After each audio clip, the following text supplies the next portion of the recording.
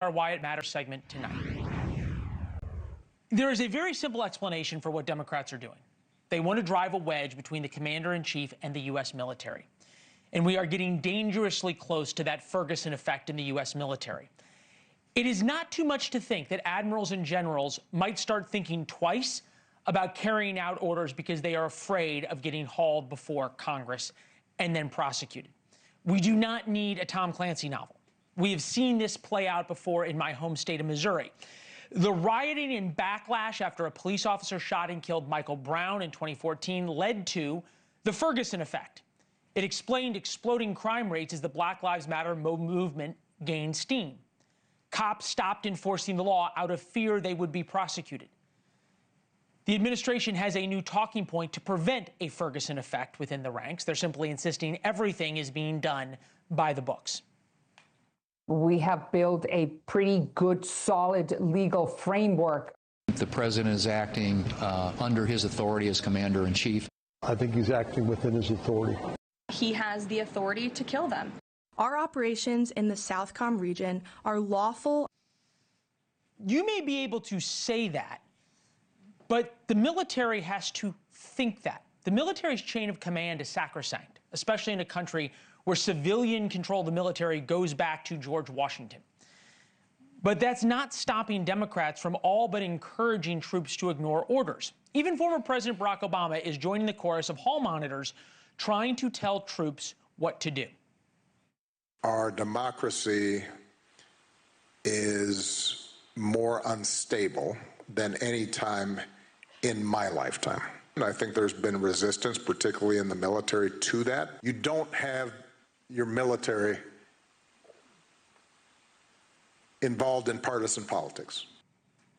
Interesting, because it's Democrats who are the one who put out the video turning members of the military into political actors. And just this issue about drone strikes is pretty rich coming from Obama. I'm old enough to remember when he lobbed drones and bombs all over the Middle East to kill terrorists. I was there in Libya while he did it without Congress's authorization. His explanation back then sounds a lot like Pete Hegseth's now.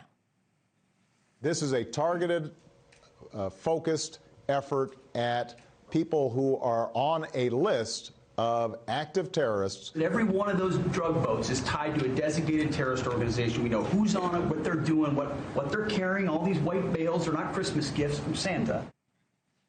There was no calls for mutiny under Obama. But there's a larger point to this. If Democrats' antics cross from the political theater of Washington, which is basically where it's at, to the theater of battle, it's going to have real-world consequences, paid in service members' lives. And to be fair, Hegseth telegraphed this type of action when he addressed military leaders at Quantico back in September.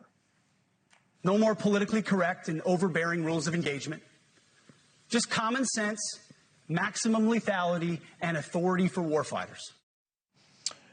Whether or not the law was violated with this second strike on a drug boat, very, very difficult to understand at this point. The admiral who carried out the strikes is expected to brief lawmakers this Thursday. The Wall Street Journal suggests Admiral Frank Bradley will bring receipts from the Journal. If Mr. Hegseth is right, then the factual record will support him.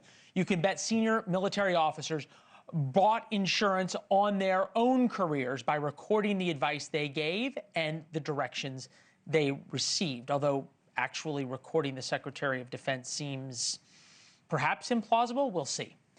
But the damage done by what Republicans call the seditious six might be irreversible.